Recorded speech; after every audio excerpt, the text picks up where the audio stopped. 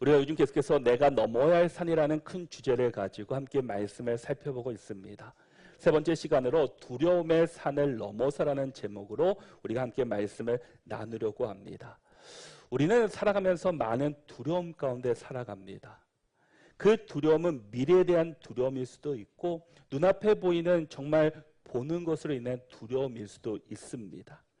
그런데 오늘 본문 가운데서는 우리에게 이 두려움을 어떻게 믿음으로 이겨나갈 것인지, 어떻게 믿음으로 그 산을 넘을 것인지에 대해서 우리에게 말씀해 주고 있습니다. 사도 바울이 사랑하는 이 디모데에게, 이 제자에게 보낸 편지이지만 동시에 두려움 가운데 사로잡혀 살아가는 우리를 위한 하나님의 위로와 또 권면의 말씀이기도 합니다. 바울은 디모데에게 이 두려움을 극복하고 담대하게 주님께서 주시는 사명을 감당하기를 원하셨습니다. 오늘 우리도 이 말씀을 통해 예수님께서 주시는, 하나님이 주시는 이 담대한 마음, 담대한 믿음으로 우리도 살아가야 할 것입니다. 그래서 이 시간 주님의 말씀이 여러분의 마음속에 깊이 울려 퍼져 우리 안에 있는 두려움들을 다 벗어내고 하나님께서 주시는 참된 기쁨과 담대함으로 우리가 믿음으로 그 길을 살아가는 우리의 삶이 될 수 있기를 축복합니다. 이 디모데후서는 바울이 기록한 마지막 서신입니다. 바울이 신약의 27권 중에 13권을 기록했습니다. 이 13권 중에 마지막에 기록한 것이 디모데후서입니다. 특별히 디모데후서는 이 디모데 전서와 디모데 후서, 이 디도서 세 개를 합쳐서 우리는 목회 서신이다라고 이야기하고 있습니다. 특별히 이 디모데는 그가 영적으로 제자 아들로 삼았던 이 디모데에게 보내는 편지였습니다.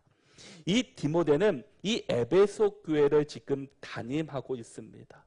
그런데 성경을 보면은 그의 나이가 연소하였다라고 이야기합니다. 이 디모데는 어린 나이에 그 에베소 교회를 담임하게 되었습니다. 그러니 얼마나 그 마음 가운데 여러 가지 염려와 또 많은 생각들을 가지고 있었겠습니까? 특별히 이 바울이 세운 교회입니다. 이 스승 바울이 얼마나 위대한 사람이었습니까? 얼마나 믿음이 출중한 사람이었습니까? 그러니 그 뒤를 따라간다는 것은 사실 쉽지 않았을 겁니다.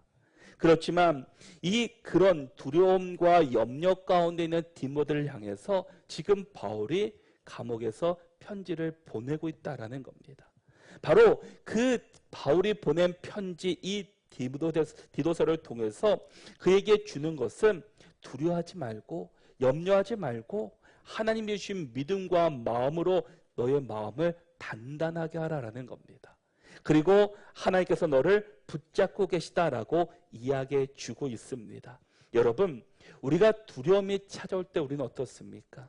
우리 안에 두려움이 찾아오면 우리의 현실을 왜곡시킵니다. 이 현실을 올바르게 바라보지를 못합니다. 이스라엘 백성들이 이 출애굽하여서 이제 하나님의 은혜로 가나안 땅 앞에까지 도달했습니다. 이제 가나안 땅만 들어가면 됩니다. 많은 일들이 있었지만 그 모든 과정은 하나님의 도우심이었고 하나님의 인도하심이었습니다. 하나님의 약속의 땅을 목전에 두고 있었습니다. 그래서 이스라엘 백성들 가운데 각 지파별로 한 명씩 선발해서 이 가나안 땅을 정탐하게 합니다. 그래서 12명의 정탐꾼이 40일 동안 가나안을 정탐하고 돌아와서 보고를 합니다. 그런데 이 12명의 그 보고 내용은 하나였습니다. 똑같은 것은 그 땅은 젖과 꿀이 흐르는 땅입니다 라고 보고합니다. 그런데 그 후에 있을 보고는 이 10명과 2명은 달랐습니다. 보고 내용이 두 갈래로 갈라지게 됩니다. 10명의 정탐꾼들이 어떻게 보고했습니까? 민수기 13장 33절을 보면은 거기서 네피림 후손인 아낙 자손의 거인들을 보았나니 우리는 스스로 보기에도 메뚜기 같으니 그들이 보기에도 그와 같았을 것이니라 라고 말합니다. 그들은 사실을 말했지만 해석은 두려움에 근거했습니다. 그들이 우리를 향해서 너희들은 메뚜기 같다라고 이야기한 것이 아니라 성경을 보니까 우리는 스스로 보기에도 메뚜기 같았다라고 이야기합니다. 그 땅에는 아낙 자손이 있습니다. 거대한 거인 같은 사람들이 있습니다. 그 사람들을 보면서 우리 스스로가 메뚜기 같다라고 그들과 비교하게 됩니다. 바로 두려움은 그 사건을 객관화시키지 못하고 주관적으로 바라보게 합니다. 현실보다 감정에 앞서고 두려움은 이 건과 초롱성이라는 더욱 크게 그들을 보이게 만들었습니다. 사실 그들은 메뚜기같이 작지 않은 자들입니다. 그런데 그들이 보기에 이 아낙 자손과 비교해 보기에 나는 메뚜기 같다라고 이야기하고 있다는 겁니다. 하나님이 주신 약속의 땅을 눈으로 보았음에도 불구하고 그들은 자신을 작고 무능하게 여기고 장애물을 거인처럼 확대하고 있습니다. 여러분, 두려움은 현실을 사실보다 더 크게, 더 무겁게, 더 압도적으로 보게 합니다. 두려움은 하나님을 잊게 하고 상황을 보게 합니다. 이스라엘 백성들이 지금까지 하나님의 인도하심으로 그곳까지 왔습니다. 만나 메추라기를 주시고 홍해를 건너게 하시고 구름기둥과 불기둥으로 그들을 지켜주셨습니다. 그것이 아직 끝난 것이 아닙니다. 지금도 그들 가운데 아침마다 만나 메추라기가 전해졌고 낮에는 구름기둥으로 밤에는 불기둥으로 그들을 지켜주셨습니다. 그런데 그들이 보고 와서는 하나님의 은혜, 하나님께서 나를 지켜주셨던 것을 잊은 채 눈에 보이는 상황만을 보고서 자신 스스로 메뚜기다라고 여기고 있습니다. 우리들도 각자만의 두려움을 안고 살아가고 있습니다. 그런데 오늘 본문 말씀에서 분명하게 하나님께서 우리에게 주시는 말씀이 있습니다. 7절 말씀을 보시면 하나님이 우리에게 주시는 마음은 어떤 마음입니까? 두려워하는 마음이 아니요 라고 말씀합니다. 여러분, 하나님께서 우리에게 주시는 마음은 두려운 마음이 아니다라는 겁니다. 그러니 우리에게 주시도 않는 이 마음을 품고 우리는 염려하고 두려워하고 있다라는 겁니다. 이 두려운 마음, 이 생각이 들 때 그것을 묵상하는 것이 아니라 그 시간에 하나님을 더 깊이 바라보아야 합니다. 잠언 4장 23절의 말씀을 보면은 모든 지킬 만한 것 중에 더욱 내 마음을 지키라. 생명의 근원이 이에서 남이니라 라고 말씀합니다. 우리가 싸울 때 영역이 있습니다. 바로 그 영역이 우리의 마음입니다. 우리는 그 마음을 지켜야 합니다. 그런데 이 마음이라는 단어가 히브리어로 레브라는 단어이고 헬라어로는 카르디아라는 단어입니다. 이것들이 어디에 영향을 받는가 하면은 바로 신념과 믿음의 체계에서 우리가 영향을 받습니다. 그런데 이 믿음과 신념의 체계가 무엇인가 봤더니 우리의 삶 속에서는 의식적인 부분과 무의식의 영역이 있습니다. 근데 이 믿음과 신념이라는 이 영역은 의식의 영역이 아니라 무의식의 영역입니다. 그래서 인간이 가진 마음의 흐름을 보면은 이렇게 네 가지로 먼저 이야기합니다. 사건이 있으면 우리가 그것을 보면서 감정이 생깁니다. 그리고 그 감정이 행동으로 옮겨지고 그 행동이 결과적으로 나타나게 됩니다. 그런데 여기서 우리가 한 가지 빠진 것이 있습니다. 이 사건과 감정 사이에 바로 해석, 생각이라는 부분들이 있습니다. 그래서 인간이 가진 마음의 흐름을 다시 보면은 이 사건이 발생하면 우리가 그것에 대한 해석을 합니다. 또 우리가 그 생각을 하게 됩니다. 그 생각이 감정으로 나타나고 행동으로 드러납니다. 그리고 그것이 결과로 나타나게 됩니다. 그런데 이 해석과 생각의 영역은 어떻게 생기느냐라는 겁니다. 지금까지 살아온 인생의 경험과 가치관을 통해서 그것들이 생겨나게 됩니다. 그런데 문제는 이 해석이나 생각이라는 이 부분이 우리의 죄의 습관으로부터 나온다라는 겁니다. 그러니까 우리가 지금까지 살아온 나의 해석은 무엇이었습니까? 하나님 없음이었습니다. 배드였습니다. 나는 하나님 없이도 내 뜻대로 내 마음대로 살 수 있다라는 그 믿음과 마음을 가지고 지금까지 살아왔습니다. 그러니 많은 사람들이 어떤 사건이 일어나면 하나님 믿음을 보는 것이 아니라 내 생각, 내 경험을 그 생각과 해석 가운데 넣게 됩니다. 그러니 그 감정과 행동과 결과는 그 죄된 습관으로 생각한 것들이 고스란히 드러나고 나타나게 됩니다. 그래서 로마서 1장 28절의 말씀에서도 또한 그들이 마음에 하나님 두기를 싫어하며 하나님께서 그들을 그 상실한 마음대로 내버려 두사 합당하지 못한 일을 하게 하셨으니 라고 말씀합니다. 마음에 하나님 두기를 싫어했습니다. 우리 인간의 모습이 바로 이거다라는 겁니다. 여러분, 우리가 그리스도인으로서 하나님을 믿고 예수님을 구주로 고백했습니다. 그리고 그리스도인으로 살아가지만 지금까지 우리의 삶의 모습 속에서 하나님 없이 내 맘대로 내 뜻대로 살아왔다라는 겁니다. 그 결과가 지금 우리의 모습이기도 합니다. 우리가 이 부분을 바꾸려고 대부분 노력을 많이 합니다. 대부분의 사람들이 이 믿음의 영역, 이 해석과 생각의 부분을 하나님께 맞추려는 것이 아니라 우리의 감정을 어떻게 하면 다스릴까? 어떻게 우리 행동을 바꿀까라고 생각을 합니다. 그래서 이 큰 서점을 감으면 이 감정 다스리기, 행동을 바꿉시다라는 여러 가지 책들이 있습니다. 그 책들을 읽으면 잠시는 바뀔 수는 있습니다. 그러나 오래가지 못하고 다시금 돌아옵니다. 왜 그렇겠습니까? 바뀔 수 없는 감정과 행동을 바꾸려고 하기 때문입니다. 근데 하나님께서는 우리에게 말씀하시는 것은 우리의 해석, 우리의 생각을 우리가 바꾸어야 합니다. 그 생각과 그 해석을 하나님의 말씀으로 채워질 때, 이 복음이 우리 안에 들어올 때 우리가 바뀔 수 있고 우리가 새로워질 수 있게 됩니다. 그래서 우리는 이 복음을 들어야 되고 복음으로 우리가 바뀌어야 합니다.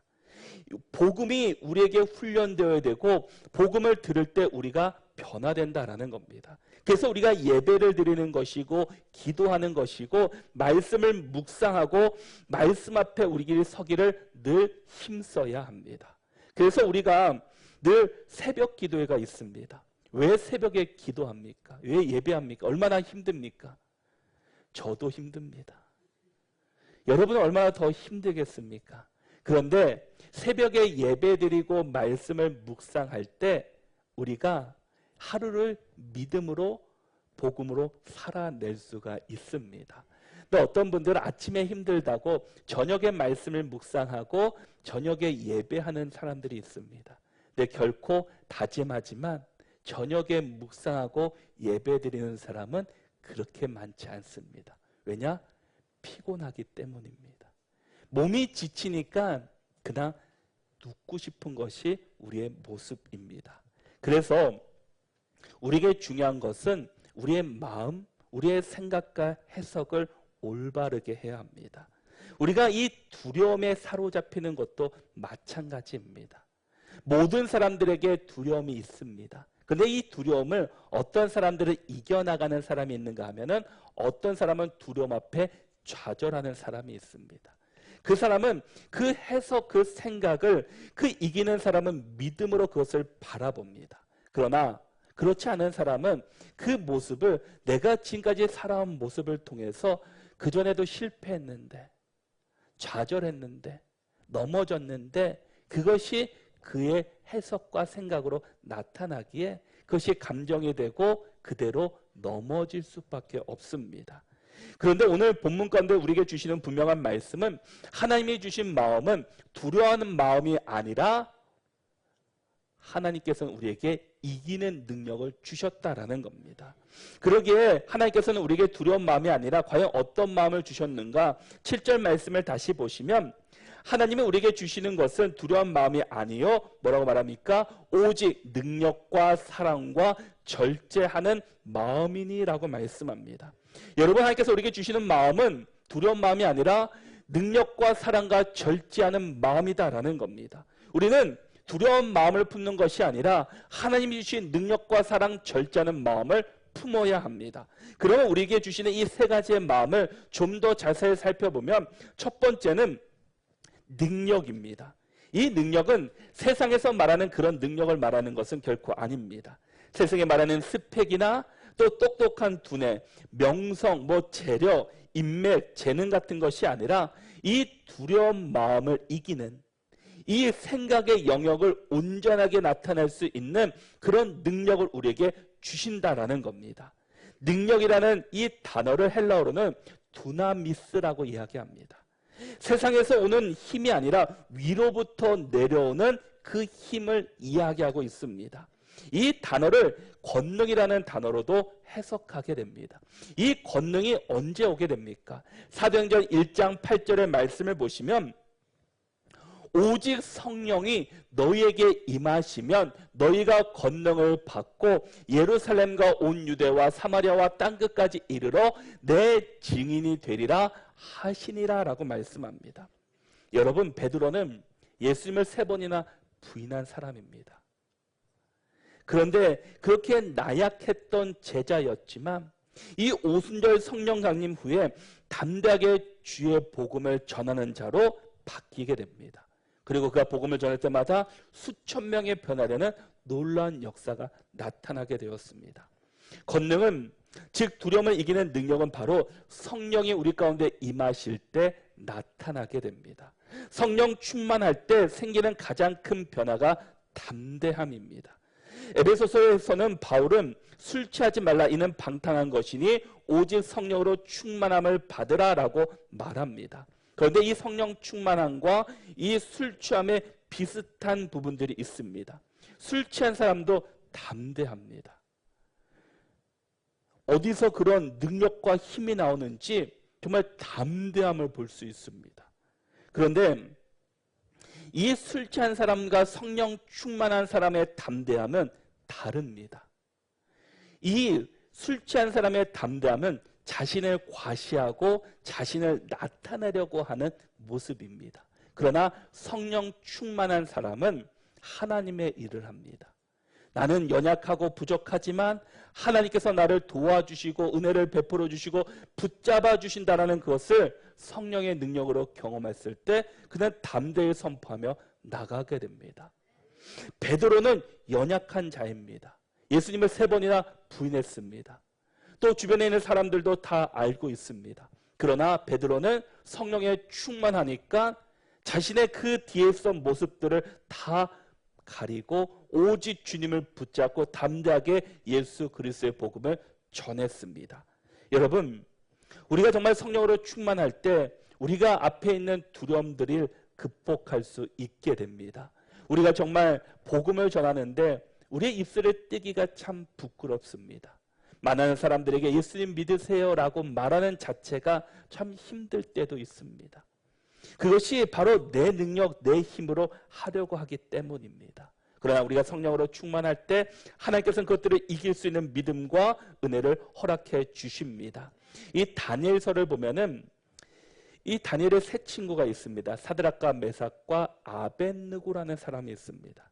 그는 느부갓네살 왕이 세운 금신상에 절하지 않겠다라고 이야기합니다. 이 절하지 않으면 이제 풀무불에 던져지게 됩니다. 그것은 무슨 말이겠습니까? 죽는다라는 겁니다. 사망이다라는 겁니다. 근데 그들은 죽는 것을 알았지만 담대하게 나는 금신상에 절하지 않겠다라고 이야기합니다. 그리고 그것에 던져지게 됩니다. 그들이 이 죽음을 이길 수 있었던 것은 무엇이겠습니까? 하나님이 나와 함께 하심을 그가 믿었기 때문입니다. 그리고 단지 내가 죽는다 할지라도 하나님의 나라, 하나님의 영광이 있음을 그가 알았습니다. 그래서 그 친구들은 하나님께서 보호해 주실 것이고, 아니 내가 죽는다 할지라도 하나님의 나라가 예비되어 있음을 그는 알았기에 담대하게 그것들을 행할 수 있었게 되었습니다. 여러분, 우리에게도 이 같은 하나님의 능력을 주셨습니다. 빌립보서 4장 13절의 말씀을 보시면 내게 능력 주시는 자 안에서 내가 모든 것을 할 수 있느니라. 내게 능력 주시는 자, 바로 하나님 안에서 우리가 모든 것을 할 수 있다라는 겁니다. 내 안에서 내 능력으로 행하는 것이 아니라 하나님 안에서 그 모든 것을 할 수 있다라는 것을 우리에게 말씀해 주고 있습니다. 이것은 세상의 힘과 능력이 아니라 이는 성령 안에서 주어지는 하나님의 은혜이고 하나님의 능력입니다. 그러기에 우리가 붙잡아야 될 능력은 바로 하나님의 능력입니다. 바로 성령으로 충만할 때 그 권능과 능력이 우리 가운데 임하게 됩니다. 그러기에 우리는 늘 성령으로 충만해야 합니다. 늘 성령으로 충만하기 위해서는 늘 말씀과 함께 되고 늘 기도하며 찬양해야 합니다. 그럴 때 하나님께서 주시는 그 성령의 충만함으로 우리가 담대하게 살아갈 수 있게 됩니다. 또한 두 번째 주시는 말씀은 사랑의 마음입니다. 하나님은 우리에게 사랑의 영을 허락해 주셨습니다. 요한일서 4장 18절의 말씀을 보시면 사랑 안에서 두려움이 없고 온전한 사랑이 두려움을 내쫓나니 두려움에는 형벌이 있음이라. 두려워하는 자는 사랑 안에서 온전히 이루지 못하였느니라 라고 말씀합니다. 사랑 안에 두려움이 없고 온전한 사랑이 두려움을 내쫓다라고 말씀합니다. 여러분, 바로 우리 주님께서 이 말씀을 우리에게 주고 계십니다. 우리 안에 온전한 사랑이 이 두려움을 쫓아내고 하나님을 온전히 사랑할 때 우리는 그분의 뜻을 신뢰하고 그분 안에 거하게 됩니다. 우리가 이웃을 온전히 사랑할 때 우리는 그들을 위해서 희생하고 섬기는 것을 두려워하지 않게 됩니다.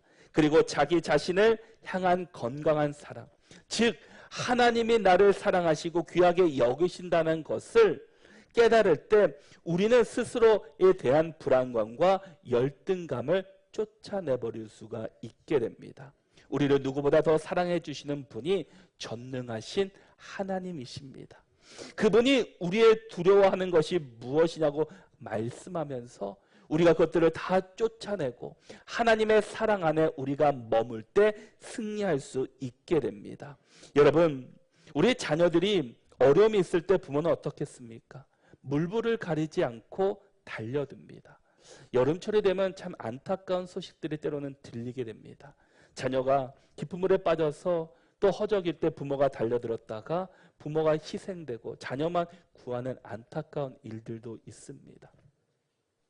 왜 그렇게 할 수가 있겠습니까? 자녀에 대한 사랑이기 때문입니다.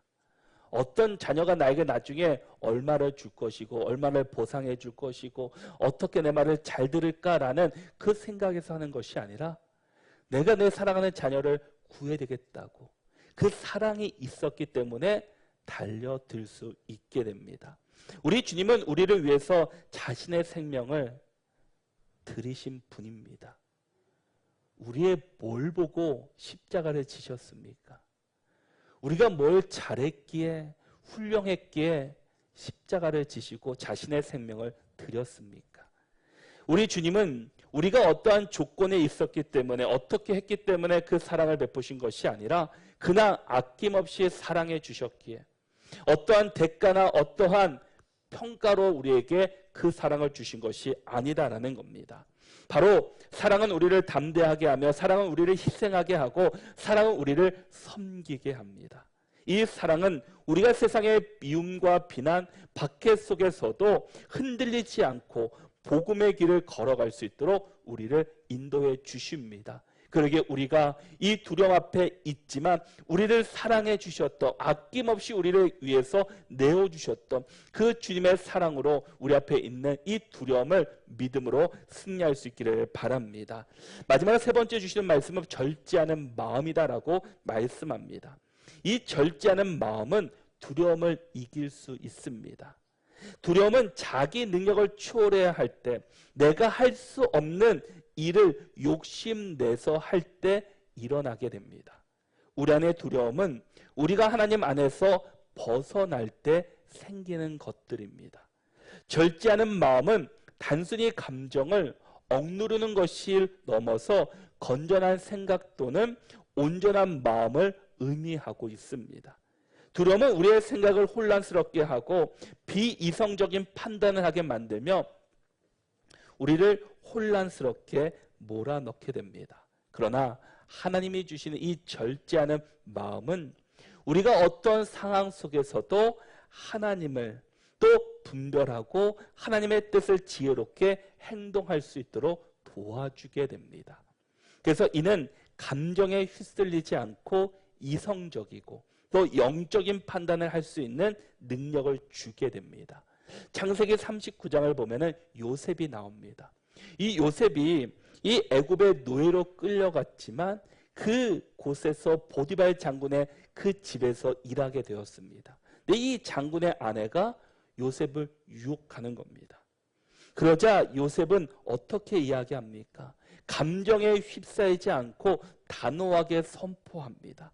내가 어찌 이 큰 악을 행하여 하나님께 죄를 지으리까? 지금 어찌 보면 요셉에게는 좋은 기회입니다. 편안하게 살 수 있는 기회입니다. 그러나 그는 그 해석, 생각을 지금 내 사건, 내 앞의 것을 보는 것이 아니라 하나님을 바라봤습니다. 하나님을 의지했습니다. 하나님 앞에 절제하는 마음으로 나갔더니 하나님께서 그의 마음을 붙잡아 주셨습니다. 그는 유혹과 두려움 속에서도 하나님의 뜻을 분별하고 자신을 절제하는 지혜로운 마음을 갖게 됩니다. 세상이 혼란스럽고 이 미래가 불확실할 때 우리는 하나님의 말씀에 기초한 건전한 생각을 품어야 합니다. 바로 우리가 아까 보았듯이 이 사건이 일어나면 우리가 해석과 생각이 일어나는데 그 부분이 우리의 경험과 우리의 가치관으로 생기지 않고 그 영역에서 하나님의 말씀, 복음이 나타내야 합니다. 그럴 때 우리의 삶의 변화가 나타나고 하나님의 뜻으로 그 모든 상황을 믿음으로 이겨나갈 수 있게 됩니다. 그래서 하나님의 지혜를 구하고 성령님의 인도하심을 따라 분별력을 가지고 나아갈 때 우리는 두려움 속에서도 평안을 누리며 온전한 믿음으로 살아갈 수 있게 됩니다. 그러면 하나님께서 우리에게 주시는 이 능력과 사랑, 절제하는 마음은 구체적으로 어떻게 우리 삶 속에서 나타나게 됩니까? 이 8절 말씀에서 우리에게 이렇게 말씀합니다. 그러므로 너는 내가 우리 주를 증언함과 또는 주를 위하여 갇힌 자 된 나를 부끄러워하지 말고 오직 하나님의 능력을 따라 복음과 함께 고난을 받으라라고 말씀합니다. 이 말씀에서 두 가지를 우리에게 말씀하고 있습니다. 하나는 주님을 증언하는 것을 부끄러워하지 말라라는 겁니다. 이 디모데는 젊은 목회자였습니다. 당시 로마의 박해 속에서도 그리스도를 증언하는 것은 쉽지 않은 일입니다.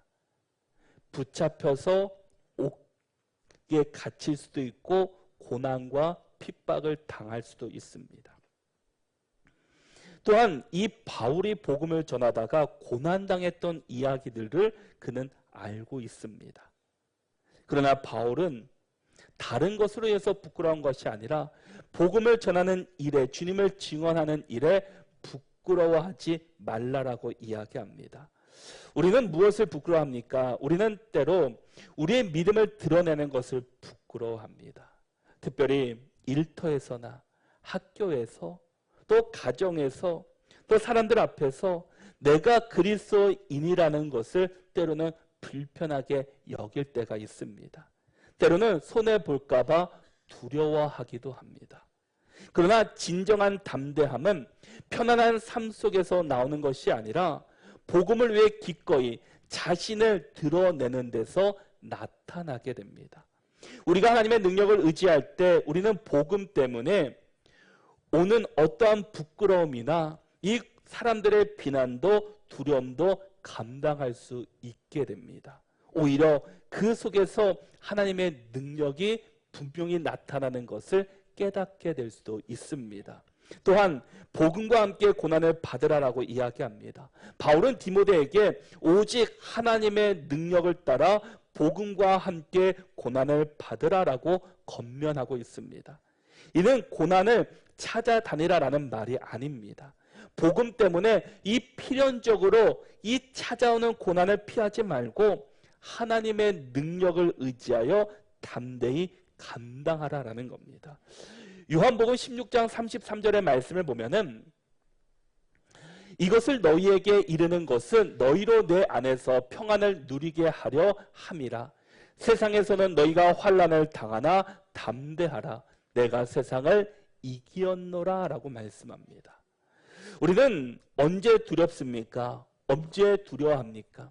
세상을 바라볼 때 두려워합니다. 그런데 주님께서는 우리에게 말씀합니다. 세상에서는 너희가 환난을 당하나 담대하라. 내가 세상을 이기었다라고 말씀합니다.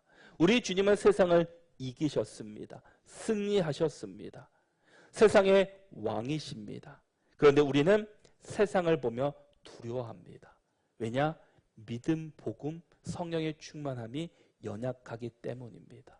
우리가 담대함을 가질 때, 성령으로 충만할 때 우리는 믿음으로 이 두려움을 이겨나갈 수 있게 됩니다. 분명히 하나님께서 우리에게 주시는 말씀은 두려워하는 마음이 아니다라고 말씀합니다.